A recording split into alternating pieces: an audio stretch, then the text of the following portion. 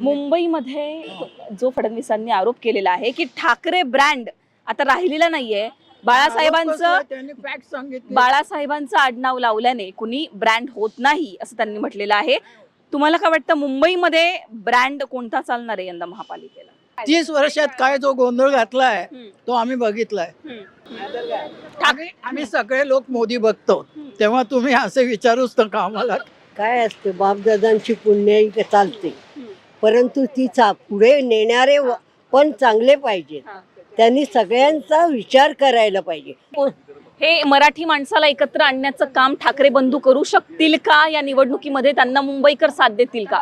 असं काय, आता त्यांचंच डळमळीत आहे स्थान, तेव्हा ब्रँड होणारच नाही. आणि आता पुढची पिढी इतकी हुशार आहे की त्यांना तुम्ही असं सांगाल घराणेशाहीला ते मान देणार नाही, लक्षात ठेवा. नाही, ब्रँड कोण आहे मला आतापर्यंत जे जे घडलं त्याच्यावरनं लोकांना कळलंय ब्रँड आणि ब्रँडचा परिणाम.